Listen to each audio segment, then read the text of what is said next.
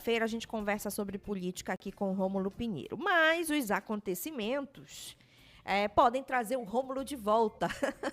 E ele está conosco nesta sexta-feira. Vamos fazer essa saudação a ele. Rômulo, bom dia e bem-vindo. Muito bom dia, Tati. Muito bom dia, Salgado e Macapá. Estamos sempre à disposição. Precisando. Bom dia, Rômulo. Nós estamos aqui. Bom, amigo, vamos lá conversar então sobre um tema que está movimentando aí as últimas horas. Essa votação aconteceu depois da nossa conversa de quarta-feira, né? A Câmara dos Deputados aprovou, em regime de urgência, um projeto de lei que condena, entre outras práticas, a discriminação contra políticos. Essa matéria segue para análise agora no Senado Federal. O projeto foi aprovado por 252 votos favoráveis e 163 contrários na Câmara Federal. Rômulo, explica pra gente que projeto é esse que ninguém sabia, ninguém ouviu falar e, de repente, os deputados aprovam. Isso está gerando uma grande discussão e polêmica. Pois é, Tati. Inclusive, pegou de surpresa o próprio Congresso Nacional ontem, aliás, na quarta-feira, a própria Câmara. Havia deputados que sequer tomaram conhecimento disso, até porque esse projeto não passou pelas comissões ou por grande parte das comissões necessárias. O presidente para ser Rodrigo votado Pacheco em plenário. do Senado disse que não sabia. Na Câmara passou apenas na CCJ, que é a questão elementar para que seja votada, mas nas outras comissões, para discutir deliberação, não foi apresentado esse projeto, ou seja, faz menos de um mês, isso foi início aí, final de maio, que foi apresentado, e foi votado em menos de 2 horas aí aqui no Congresso Nacional e na Câmara, a toque de caixa. A gente sabe que alguns projetos de lei demoram anos e anos e anos para serem analisados e votados. Há projetos históricos aí de mais de 15 anos ali na gaveta, e, curiosamente, esse projeto durou aí menos de um mês e já foi aprovado a gente pegou, inclusive, tomou cuidado de pegar a votação, foram 252 votos a favor e 163 contra. E o que nos chama muita atenção e chamou muito é porque não houve um acordo entre os líderes, não houve uma conversa, uma participação da sociedade nas discussões sobre o projeto.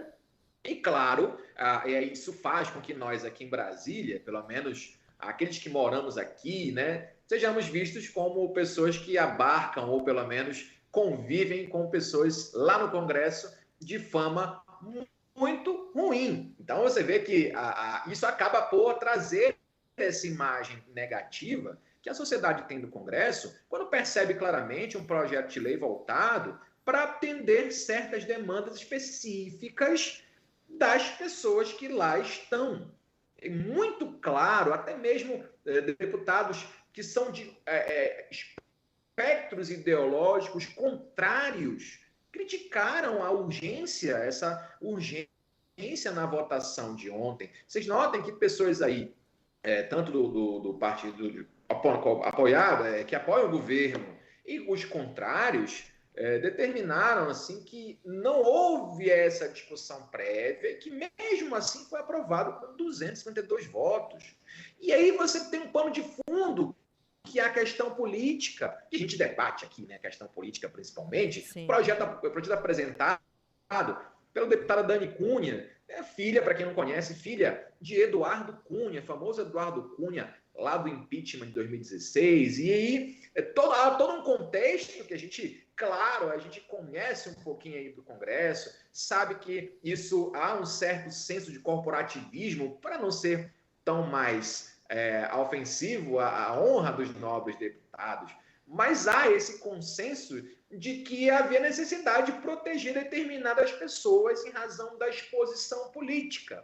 Então vocês podem perceber qual é a principal argumentação dessa proposta. É que essas pessoas que têm uma projeção política estão expostas a determinados tipos de comportamentos discriminatórios. Por exemplo, esse projeto vai alterar o Código de Defesa do Consumidor para tornar crime quando a instituição financeira nega ou dificulta a abertura de uma conta corrente para políticos ou pessoas do seu entorno que estejam respondendo a processos criminais antes do trânsito em julgado. Então, vocês veem qual é a situação, por que a instituição faz isso? Porque o COAF e a própria CGU têm instrumento de controle para investigação de movimentações financeiras suspeitas, a famosa lavagem de dinheiro. Então, essas entidades elas têm um controle maior exatamente para isso. E o projeto visa discriminar, e a gente viu que pouca gente comentou a respeito, né, que o pano de fundo, principalmente, passa por aí, por com esse controle maior dos órgãos estatais, e que talvez existam alguns interesses, talvez não tão, eu diria um pouco escusos, no sentido de criminalizar esse controle maior que as instituições fazem na abertura de contas, no acesso a essas atividades financeiras, e claro, aí entra o famoso jabuti que a gente comenta, né? O jabuti é aquele assunto que acaba sendo incluído no projeto, que não necessariamente tem a ver direta ligação com isso, mas acaba sendo incluído. E aí foi incluído vários jabutis aí, foi incluída a questão da injúria contra essas pessoas, ou seja, proferir xingamentos em razão do cargo que ocupam. E não é somente esse o problema, meus caros. O problema é o seguinte, é que o projeto ele inclui várias outras pessoas, tanto familiares quanto pessoas ao entorno desses entes políticos, inclusive até pessoa jurídica, que, claro, não pode ser injuriada, mas pode ser difamada. Então, vamos dizer que há um senso geral de que, tanto pela questão da urgência na votação, tanto pela questão também, que é importante falar, da necessidade de fato de se criar um instrumento jurídico que já existe no próprio Código Penal. O próprio Código Penal já prevê o crime de injúria nessas circunstâncias. O que ia se criar é uma qualificadora para isso, desnecessariamente. Então, a lista é muito grande. O COAF, no levantamento da CGU, já há uma previsão de que aproximadamente 99 mil pessoas possam estar sob essa proteção, porque o projeto inclui governador, senador, prefeito, secretário, vereador, inclui um monte de gente que não somente exerce cargo, mas pessoas ao entorno, ou seja, o chefe da campanha, tesoureiro... Não inclui jornalista, não? Inclui. Quem estiver aí participando acaba sendo incluso também nessa questão da proteção, da suposta proteção. Então, o texto... são 5 anos, olha só outra coisa... O projeto inclui até mesmo essa proteção 5 anos depois que a pessoa deixa de exercer esse cargo, ou pelo menos esse suporte a essas entidades. Então, é muita crítica e vai ao Senado para votação aos próximos meses. Rômulo e Salgado, só fazendo um adendo aí à fala do Rômulo também, o texto abrange políticos, ministros do Poder Judiciário e detentores de cargos comissionados. A proposta, como muito bem o Rômulo falou, será discutida ainda pelo Senado Federal. É de autoria da deputada Dani Cunha, do União Brasil do Rio de Janeiro. Que é filha do ex-presidente da Câmara dos Deputados, Eduardo Cunha. O texto prevê punições para quem praticar discriminação contra pessoas em razão de sua condição de, abre aspas, politicamente exposta, fecha aspas. Bom, Salgado, a gente tem um tempinho. Vamos lá trazer, então, um panorama de como os nossos deputados federais do Pará e Amapá votaram nesse projeto. Eu começo com você por aí. Então, aqui do Amapá, os deputados federais Vinícius Gurgel, do PL, Acácio Favacho, do MDB, Dr. Púpio, do MDB também, Sonise Barbosa, do PL, e professora Gorete, do PDT, votaram a favor. O deputado Josenildo, do PDT, votou contra, e a gente ainda não conseguiu confirmar os votos da deputada Silvia Wayampi, do PL, e Dorinaldo Malafaia, do PDT.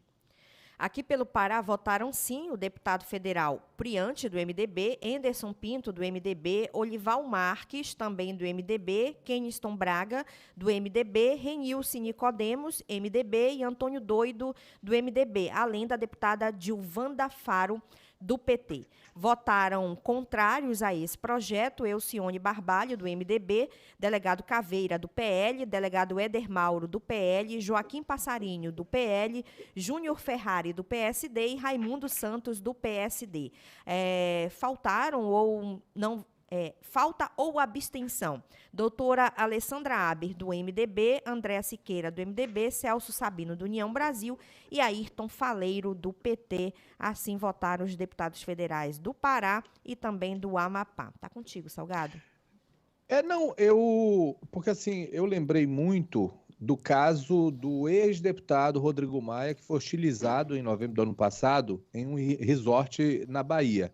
Então, eu imaginei que aquele tipo de agressão com palavras, inclusive, se aplicaria essa lei. Então, se o Rômulo puder fazer um comentário rápido, se aplica nisso, as pessoas têm que fazer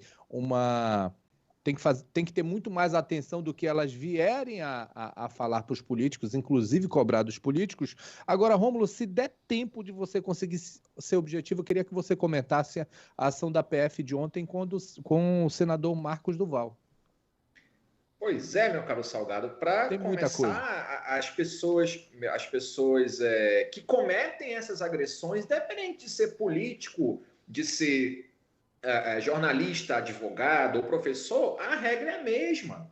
São ofensas à integridade moral. A gente chama isso de honra subjetiva, a imagem que a pessoa tem dela mesma. Então, quando eu xingo uma pessoa, eu profiro um xingamento desse, eu estou atacando a imagem dela e isso é possivelmente cabível como fato criminoso, independente da circunstância que a pessoa ocupa. Independente do cargo que ela ocupa, já há uma punição que de fato não é tão grande assim, porque as penas dos crimes contra a honra não são altas, em torno de 1 ano, 6 meses a 1 ano em geral, mas nesse caso seria de 2 a 4 anos, unicamente por ser pessoas de espectro político ou de questão política, o que já traz uma distorção, como se ela, apesar de estar mais exposta, como se a honra dela fosse um pouco maior do que a honra das pessoas comuns. E aí a gente, claro, sabe que há todo um interesse político e o Senado Federal tende a minimizar isso.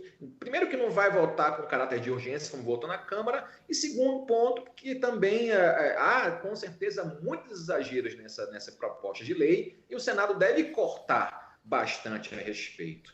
E aí isso reverbera também nas questões do Senado, e você perguntou do senador Marcos Duval, que tem um senso... é fato comum aqui em Brasília, um senso de persuasão muito peculiar, né? E ele, claro, ele costuma dar muitas versões para o mesmo fato. Essa investigação que a Polícia Federal vem fazendo, inclusive no pessoal com endereço, é baseada principalmente naquelas questões envolvendo os atos de 8 de janeiro, entre outras questões também que o senador está sendo investigado, mas principalmente porque ele criou, a fonte da Polícia Federal já informaram que ele criava artifícios, Salgado, para induzir situações que não existiam. Então ele mandava mensagem: ó, Salgado, parabéns, muito obrigado pela reunião de ontem.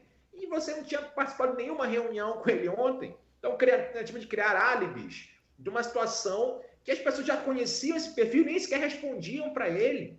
Então, isso acaba atrapalhando até mesmo a investigação, porque a gente não sabe se, de fato, quem estava no poder naquela época, de fato, tinha essa ligação com ele ou não tinha, porque é algo muito crítico de compreensão e a gente faz o esforço para não colocar em outras palavras, mas é algo surreal. Os policiais federais estão surpresos com a quantidade de informações encontradas nessas primeiras análises do celular e computadores do senador Marcos Duval, até porque a gente sabe que aqui em Brasília é uma frase que é muito comum, eu costumo repetir aqui, que em Brasília o pessoal troca de sapato, aliás, troca de meia sem tirar o sapato. Todo mundo é muito esperto por aqui. Agora, há casos em que esse sentido de esperteza, essa persuasão, ela excede o que é comum, e a gente está tendo essa questão agora, o senador Marcos Duval, que está sendo analisado nesses documentos, para no futuro tentar aí uma responsabilização pelo que aconteceu. É muito complexa a situação, mas a gente está acompanhando aqui o dia a dia e passando informação para